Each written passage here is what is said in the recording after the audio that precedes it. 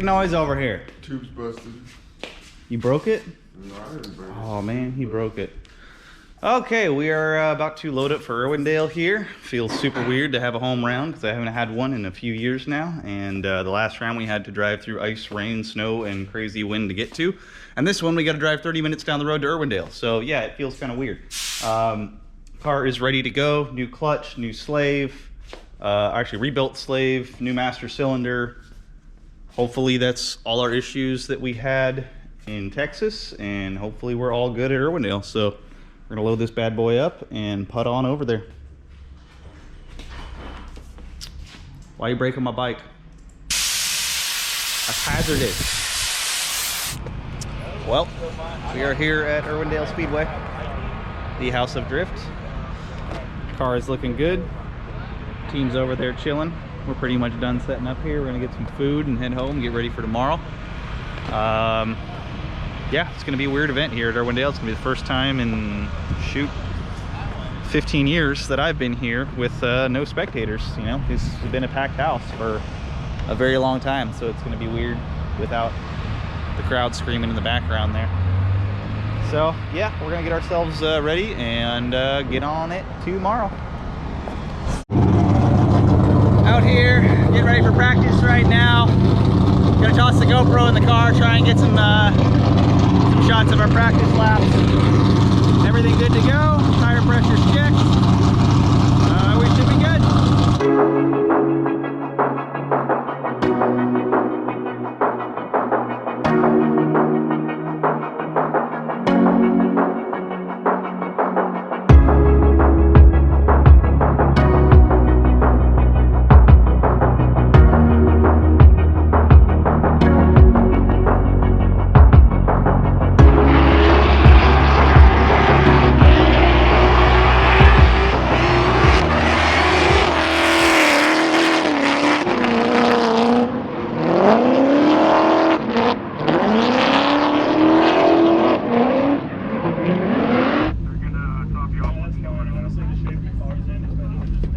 Copy that.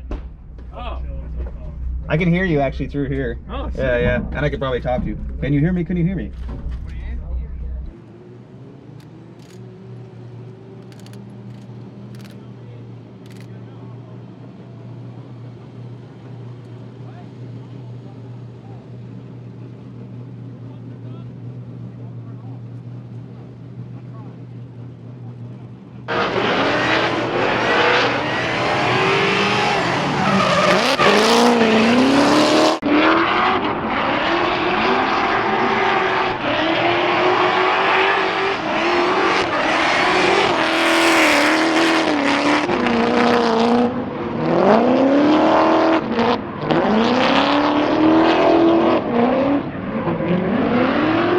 Okay, just got done with our first practice session there. Starter went out, so we are replacing it right now.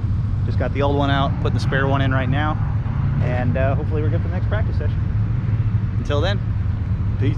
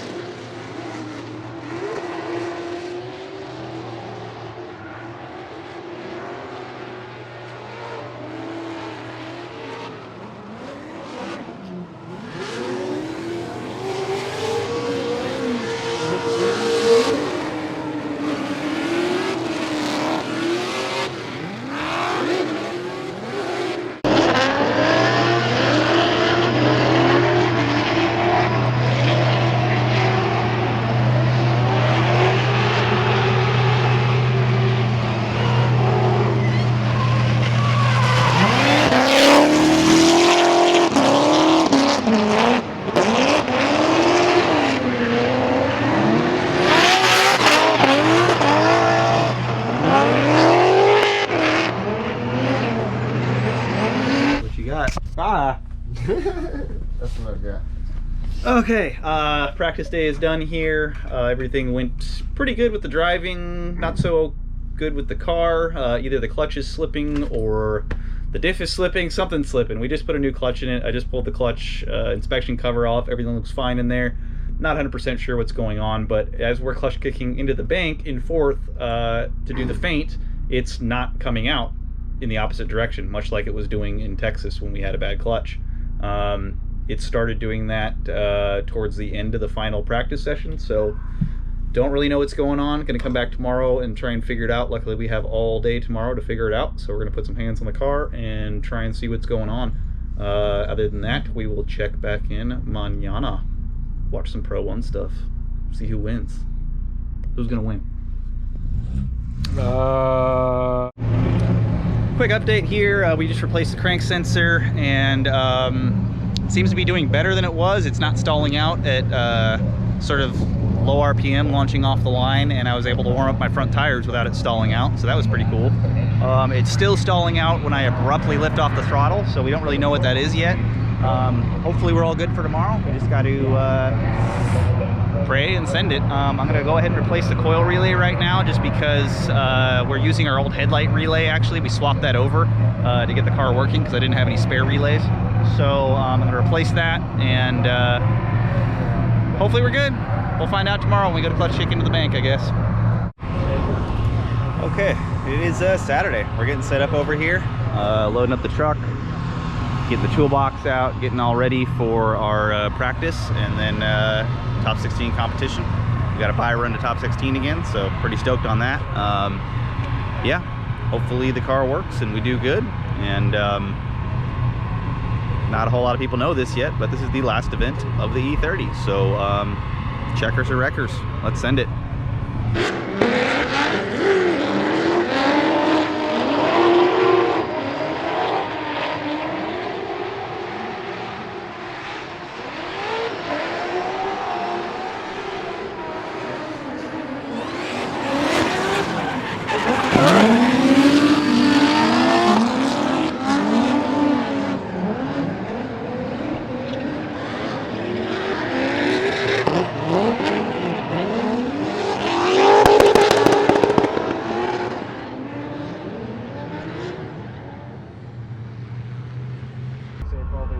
Sets, but one of them is going to be backwards.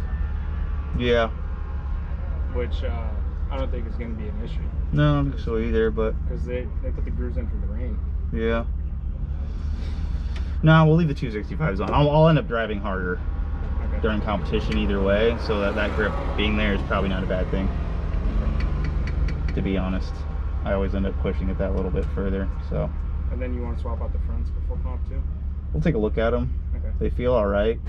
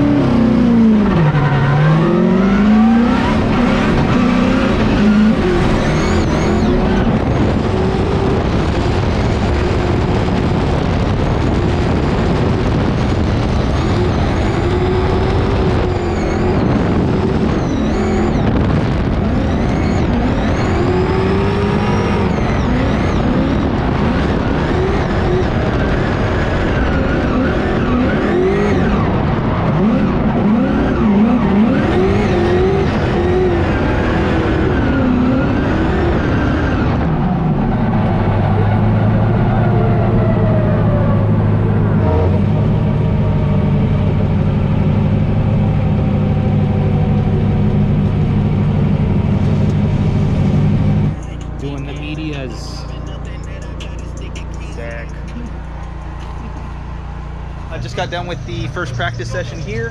Car feels pretty good, actually.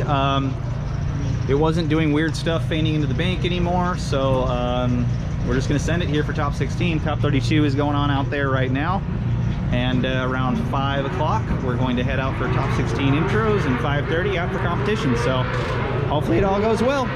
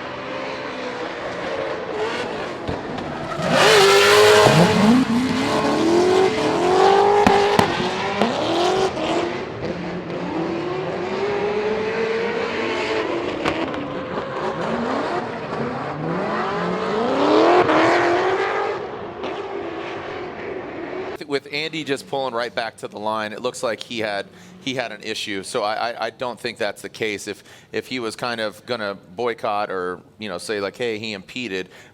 Yeah. So, yeah, we are hearing that it was a mechanical issue. So as we are hearing from the officials down there on the start line. So Andy Hateley, unfortunately, just already assumes the position and goes back to the start line. Yeah, so that is more or less what I saw. You could see Andy slowing down prior to Misko getting up close like that, but it definitely was worth a secondary look, and now we will get the second half of this battle underway. All right, Steve Misko will now lead. GasFactoryTireStats.com. S chassis coming in the mix. Guns a-blazing right out of the gate into that big bank. Misko mid to high on the bank. Andy slightly lower here past that front clip. Now coming into that inner bank. Whoa, here comes Hateley. Tucks right into that smoke trail and then dips out of it, noses out, takes a very awkward line there, Hateley. And now into that final outside zone. Misko, as long as he keeps his composure like he just did, Misko will be getting the victory, moving on into the Great 8. So unfortunately, it was over before it began for Andy Hateley. Yeah, it was a very strong position there for Misko. Really, all he needed to do on this run was to not incomplete. Starts off by laying down a pretty clean lead run here, mid-line on the bank. You can see Hateley trying his best to try to force some kind of air on Misko. Dives in super tight, and he's going to get lost in the smoke for a second, then comes up as Misko is approaching this inside clip. Goes almost 3 tires off there. As you can see, the white painted lines are the outlines of our course. And then right past the decel zone into that final zone is Misko. Hateley catching up to him there. But like you said, Jared, too little too late, and that is going to be all she wrote for Andy Hateley. And a lot of these guys, you got to think they're not driving. They didn't drift or have any, you know, practice in. You know, they didn't drive earlier, just practice. They didn't compete until now. And with the sun setting, the track is definitely changing, you know, conditions. And Ryan Turk even talked about that. You know, going from earlier in the day to the evening last night here at round 7 of the Pro Championship. The conditions of the course is constantly changing just with the heat and the sun and all that, and then now with the sun setting, definitely changes it up. Yeah, for sure. We heard Ryan Turk talk a little bit about that last night, and obviously he had a big driver mistake that was probably in part caused by those changes. Yep. All right, waiting for the verdict here. And here we go. Slide him left for Hateley or right for Steve Misko. And you got to assume, there it is. Steve Misko gets the win and advances on into the Great 8. I don't know, we had slippage again in fourth or something, or our fourth gear is toast, or the diff is slipping. I do not know, but that was a hell of a bad timing for it to happen right there on our lead run in top 16. Had to pull off. Car worked okay in our chase run. I don't get it, man. I just don't get it. Every time we have to have some sort of stupid failure.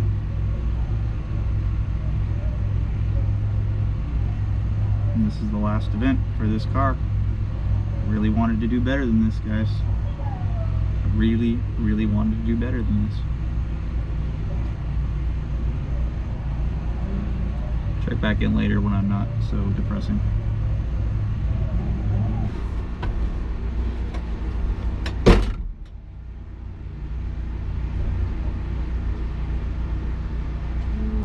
We're about to pull the E30 into the trailer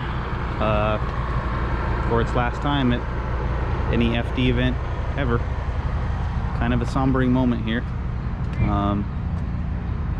Yeah. Wish we could have done better this weekend, but that's it. That's the end of this chapter. Moving on to the next.